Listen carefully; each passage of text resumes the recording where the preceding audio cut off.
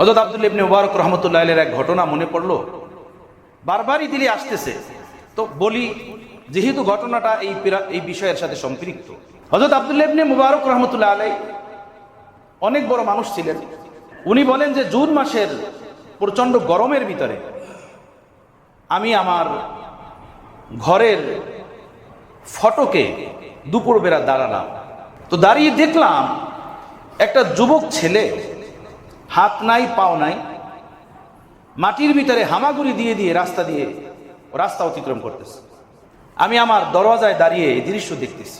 পায়ে হেঁটে আগে গেলাম, দেখলাম একদম যুবক, টকটকা সুন্দর, কিন্তু হামাগুড়ি দিয়ে যে রাস্তা অতিক্রম করতেছে। জুন মাসের দুপুর বেলার গরমি, সূর্যের গরমের তাপ ওকে এমন ভাবে ভিজিয়ে দিছে যেমন তালাব থেকে পুকুর থেকে গোসল করে উঠছে। এভাবে পুরোটা দেহ আর ভিজা। হামাগুড়ি দেওয়ার কারণে রাস্তার ধুলাবালুতে পুরোটা দেহের উপরে একটা ধুলাবালুর স্তূপ পড়ে আছে। আমি এই দৃশ্য দেখে আবেগাপূর্ণ হয়ে ওরে বললাম, হে যুবক একটু দাঁড়াও। যুবকটা দাঁড়ালো।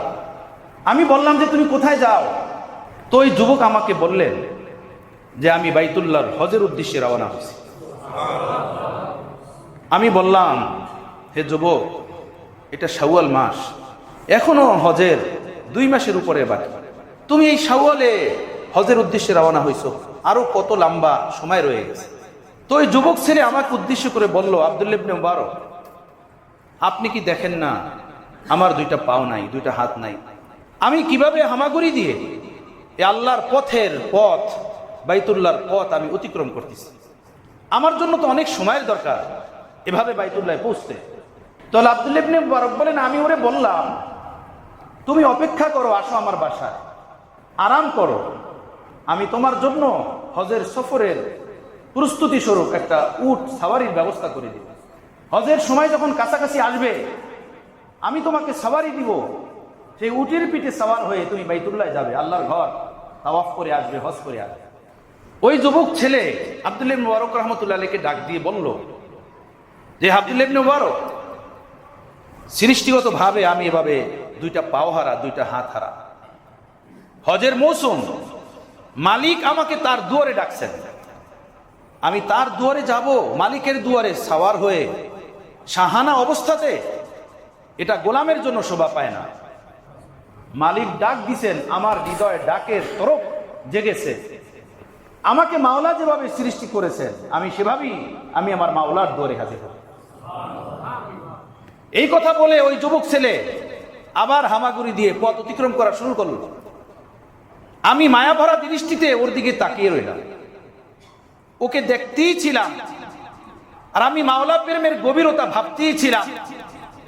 দেখতে দেখতে এই যুবক ছেলেটা আমার চোখের আড়াল হয়ে গেছে। আমি ভাবলাম, মাওলা, তোমাকে কত মানুষ ভালোবাসে, তোমাকে কত মানুষ মহব্বত করে। মহব্বতের রাস্তায় যদি পিছে থাকি তো আমি পিছে রয়ে গেছি, তোমার মহব্বতের রাস্তায় যদি কেহ মাহরুম থাকে তো আমি মাহরুম রয়ে গেছি। আমি নিজেকে এভাবে দীক্ষা দিলাম। আল্লাহর মেহেরবানি, ওই বছর আমারও বাইতুল্লাহর হজের ইন্তজাম হয়ে গেল। বাইতুল্লাহ গেলাম হজের উদ্দেশ্যে। 8 তারিখে মক্কা থেকে বের হয়ে মিনাতে গেলাম। 9 তারিখ সকালে মিনা থেকে আরাফার ময়দানে রওনা হলাম। উকুফে আরাফা, মাগরিব পর্যন্ত আরাফার ময়দানে অবস্থান করার পরে ওখান থেকে ফিরে আসলাম মুজদালিফাতে রাত্রি যাপন করলাম। ফজরের নামাজ পড়ার পরে সেখান থেকে ফিরে আসলাম মিনাতে এসে খিমায় অবস্থান করলাম। পাথর নিক্ষেপ করে যখন খিমার দিকে আসা শুরু করলাম, তো দেখলাম যে একটু দূরেই অনেক মানুষের ভিড়, অনেক মানুষ ভিড় জমায়া কোনো কিছু দেখতেছে। আমি একজনকে জিজ্ঞেস করলাম, এই পাশটাতে এত মানুষের ভিড় কিসে, মানুষ কি দেখে ওখানে? তো একটা লোক আমাকে বলল, আব্দুল্লাহ ইবনে মুবারক, একটা যুবক ছেলে আল্লাহর কাছে দোয়া করে, ওর দোয়া সকলে দেখতেছে, যে আল্লাহর কাছে কি দোয়া করতেছে। আমি বললাম, আচ্ছা, ওর দোয়ার ভিতরে এত আসর, আল্লাহর কাছে দোয়া করতেছে, সকল মানুষ ভিড় জমা এভাবে দেখতেছে। আমি আগে বাড়লাম এই যুবক ছেলেকে দেখার জন্য। যখন লোকদেরকে সরায় কাছে গেলাম, তো তাকেই দেখলাম, ওই যে লুলা ছেলেটা আজ থেকে 2.25 মাস আগে আমার বাড়ির সামনে দিয়ে হামাগুড়ি দিয়ে দিয়ে রাস্তা অতিক্রম করে বাইতুল্লাহর হজের উদ্দেশ্যে আসতেছিল, সেই যুবক এখানে হাত উঠে দোয়া করতেছে। আমি যখন দেখলাম, অন্তরাত্মার গভীর থেকে কলিজা ভেঙ্গে কান্না আসা শুরু হলো। আমি দেখলাম এই যুবক ছেলে আকাশের দিকে হাত উঠে এভাবে দোয়া করছে আর বলতেছে, আল্লাহ, কত হাজী সাহেবরা এই বাইতুল্লাহতে এসেছেন, বিশ্বের প্রান্ত থেকে কিভাবে মুসলমানরা এখানে জমা হয়েছেন, একত্রিত হয়েছেন। সবাই বাইতুল্লাহ হজের এই ফরিজা পালন করার পরে নিজের সাধ্য মতো তোমার দরবারে এখন কোরবানি পেশ করবে। বাইতুল্লাহর ফরিজা পালন হয়ে গেছে, জামারাতে পাথর নিক্ষেপ হয়ে গেছে, মানুষ এখন তোমার দরবারে কোরবানি দিবে।